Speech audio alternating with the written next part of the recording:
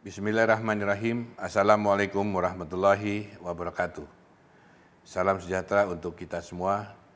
Yang saya hormati dan banggakan Wakil Presiden Republik Indonesia, Bapak Kiai Haji Ma'ruf Amin, Rektor UIN Jakarta, Profesor Haja Amani Lubis, Wakil Menteri Desa dan PDT, Saudara Budi Aris Tiadi, Dekan Fakultas Syariah UIN Jakarta, Dr. Ahmad Tholabi Karli, Hakim Mahkamah Konstitusi, Dr. Wahiduddin Adam, para narasumber diskusi panel, Ketua Dema Fakultas Syariah UIN Jakarta, Saudari Aziza Ratu Buana, para mahasiswa peserta Kongres Dema Fakultas Syariah se-Indonesia, Bapak, Ibu, dan para tamu undangan.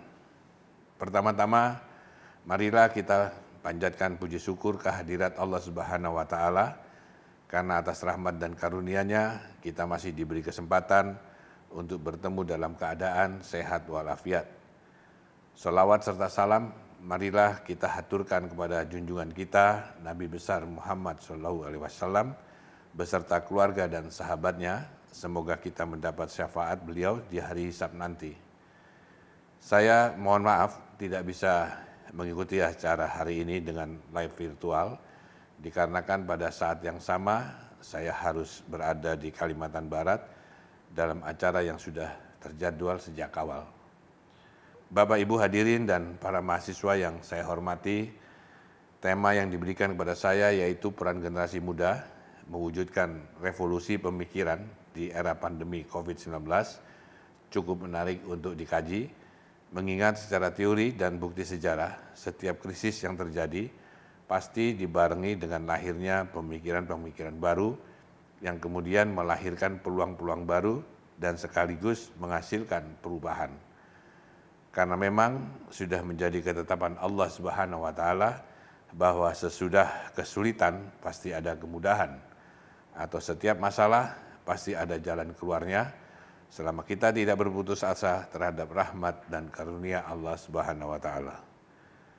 Bapak, Ibu hadirin dan para mahasiswa yang saya hormati, pada saat sidang bersama DPD RI dan DPR RI tanggal 16 Agustus yang lalu, saya sudah sampaikan di hadapan Presiden dan Wakil Presiden bahwa pandemi COVID-19 yang melanda Indonesia ternyata juga membawa hikmah, dan hikmah terbesar dari badai COVID-19 ini adalah kita sebagai bangsa mengetahui kelemahan-kelemahan fundamental yang selama ini belum terungkap secara terang benderang. Tentu hikmah ini bukan untuk direnungi saja, tetapi menjadi titik awal pekerjaan besar bangsa ini ke depan. Dengan pandemi ini kita menyaksikan dan melihat sendiri bagaimana ketahanan sektor kesehatan kita ketika terjadi ledakan korban COVID-19. Rumah-rumah sakit nyaris kolaps, tenaga medis berguguran, fasilitas kesehatan dan alat medis kekurangan di sana-sini, juga kualitas kesehatan masyarakat kita yang ternyata banyak yang memiliki komorbid. Kita jadi mengetahui dengan terang benderang bagaimana industri alat kesehatan kita yang masih didominasi produk impor, sementara beberapa anak bangsa yang mencoba memproduksi sejumlah alat pendukung medis di tengah pandemi belum mendapat kepercayaan dari kita sendiri.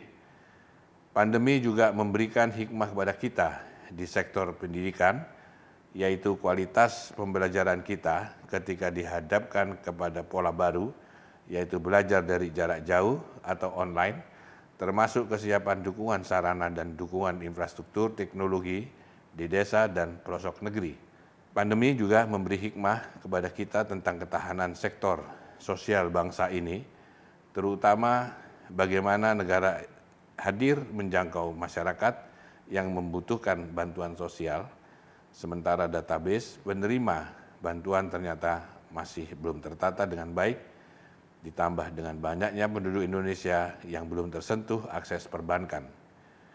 Pandemi juga memberi hikmah sekaligus pekerjaan besar kepada kita untuk memikirkan ulang bagaimana ketahanan ekonomi bangsa ini di sektor produksi dalam negeri, mulai dari skala UKM hingga menengah besar. Kita sudah melihat bagaimana UMKM yang mengandalkan transaksi langsung di pasar merasakan dampak dari konsekuensi pembatasan sosial, sementara marketplace melalui sejumlah unicorn lebih banyak diisi barang import dan anak bangsa kita hanya menjadi dropshipper atau penjual saja. Oleh karena itu, hikmah-hikmah tersebut haruslah kita jawab dengan revolusi pemikiran dan kesadaran kognitif kita sebagai bangsa yang besar, karena memang Indonesia adalah bangsa yang besar, bangsa yang lahir dari peradaban tangguh kerajaan-kerajaan Nusantara yang diakui dunia. Bapak Ibu hadirin dan para mahasiswa yang saya hormati, kaum terdidik khususnya para mahasiswa mutlak menjadi garda terdepan dalam revolusi pemikiran, terutama dengan meletakkan nilai-nilai luhur para pendiri bangsa sebagai landasan kerangka berpikir. Karena para pendiri bangsa yang terdiri dari tokoh pergerakan, militer, ulama, dan agamawan, hingga kaum terdidik dan cendekiawan telah menyumbangkan pikiran jernih mereka dalam sidang BPUPKI dan PPKI dalam menyiapkan kemerdekaan Indonesia, yang kemudian menghasilkan karya agung bangsa ini, yaitu Pancasila dan Undang-Undang Dasar 1945. Namun harus kita akui bahwa reformasi 98 yang dipicu oleh gerakan mahasiswa telah melahirkan sebuah proses kenegaraan yang mengubah wajah bangsa Indonesia melalui amandemen konstitusi 4 tahap yang terjadi di tahun 1999 hingga tahun 2002. Perubahan yang pada awalnya dimaksudkan agar Indonesia menjadi lebih demokratis, ternyata juga membawa muatan lain, yaitu wajah Indonesia hari ini yang menjelma menjadi negara liberal kapitalistik, di mana kita sadari atau tidak, sejak amandemen konstitusi itu dengan dalih efisiensi, maka cabang-cabang produksi yang penting bagi negara dan yang menguasai hajat hidup orang banyak telah kita serahkan kepada mekanisme pasar. Amandemen saat itu juga memberikan ruang kuasa yang sangat besar kepada partai politik sebagai penentu utama wajah dan arah perjalanan negara ini. Pada negara ini dilahirkan oleh entitas civil society. Karena besarnya peran partai politik, mereka bersepakat melahirkan undang-undang pemilu yang memberi ambang batas pencalonan presiden dan wakil atau yang kita kenal dengan istilah presidential threshold. Sehingga bangsa ini dalam 2 kali pilpres hanya mampu menampilkan 2 pasang calon yang berhadap-hadapan, di mana dampaknya kita menyaksikan pembelahan politik dan polarisasi yang begitu kuat di akar rumput.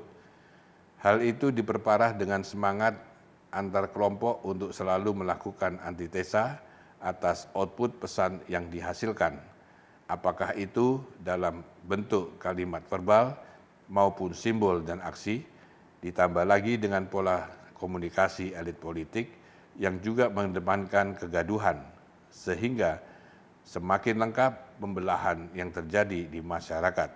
Hingga puncaknya, anak bangsa ini secara tidak sadar membenturkan vis-a-vis Pancasila dengan Islam, hanya karena semangat melakukan apapun yang bersifat antitesa untuk menjelaskan identitas dan posisi, padahal tidak satu pun tesis yang bisa menjelaskan pertentangan antara Pancasila dengan Islam. Sehingga muncul istilah kampret, cebong, kadrun, dan lain sebagainya. Sungguh sangat tidak sehat untuk sebuah proses perjalanan politik sebuah bangsa, dan itu masih kita rasakan hingga detik ini. Pertanyaannya adalah, desain siapakah ini? Siapa yang berkepentingan atau siapa yang mengambil keuntungan dengan ricuhnya bangsa ini? Siapa yang mengambil manfaat dari lemahnya persatuan dan kesatuan kita sebagai bangsa? Jadi masih banyak pekerjaan kita untuk membuat bangsa ini menjadi lebih baik ke depan, termasuk memperbaiki sistem ketatanegaraan Republik ini. Oleh karena itu, saya berharap revolusi pemikiran para mahasiswa juga menyentuh akar persoalan fundamental yang dihadapi bangsa ini, yaitu persoalan-persoalan yang ada di sektor hulu, bukan yang ada di wilayah hilir. Apalagi Indonesia akan menghadapi era bonus demografi yang puncaknya akan terjadi di tahun 2045, di mana pada saat itu terjadi ledakan jumlah penduduk usia produktif yang mendominasi hingga 70% dari populasi. Sehingga dibutuhkan lapangan pekerjaan yang mampu menyerap penduduk usia produktif tersebut, sebab bila tidak, maka bukan bonus demografi yang kita dapatkan, tetapi bencana demografi yang kita hadapi. Karena harus diingat bahwa era disrupsi akibat percepatan teknologi membawa konsekuensi terkait ketersediaan lapangan kerja, sebab pekerjaan yang ada hari ini belum tentu bertahan di masa depan. Sebaliknya, pekerjaan yang tidak kita bayangkan hari ini akan menjadi pekerjaan yang lazim di masa mendatang. Inilah yang harus disiapkan termasuk oleh perguruan tinggi keagamaan Islam negeri di Indonesia sebagai lembaga pendidikan penjaga moral dan akhlak.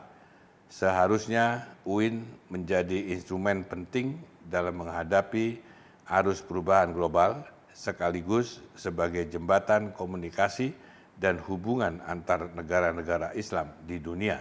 Keunggulan kompetitif tersebut harus dapat dimanfaatkan secara maksimal oleh UIN di Indonesia, terutama dalam menyongsong kebangkitan ekonomi syariah dan industrialisasi produk halal di dunia.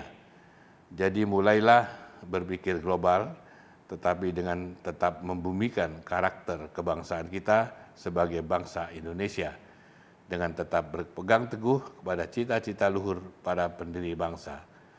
Oleh karena itu, DPD RI berpendapat bahwa wacana amandemen perubahan kelima yang kini tengah bergulir harus menjadi momentum untuk melakukan koreksi atas arah perjalanan bangsa ini. Kita harus berani melakukan koreksi atas sistem tata negara Indonesia, termasuk sistem ekonomi negara ini. DPD RI akan sekuat tenaga memperjuangkan hal itu. Tentu DPD RI akan mendapatkan dorongan energi bila mahasiswa Indonesia, khususnya mahasiswa UIN se-Indonesia, menjadikan agenda amandemen konstitusi kelima sebagai momentum yang sama, yaitu momentum untuk melakukan koreksi atas arah perjalanan bangsa. Disinilah gerakan strategis dan taktis dari mahasiswa dibutuhkan oleh bangsa ini. Kiranya itu yang dapat saya sampaikan. Selamat menggelar Kongres Dewan Mahasiswa ke-1. Semoga kongres yang diikuti mahasiswa Fakultas Syariah UIN se-Indonesia menghasilkan rekomendasi gerakan strategis dan taktis yang dilandasi pemikiran-pemikiran yang jernih demi Indonesia yang lebih baik. Wallahu muwaffiq ila aqwamit thoriq. Wassalamualaikum warahmatullahi wabarakatuh.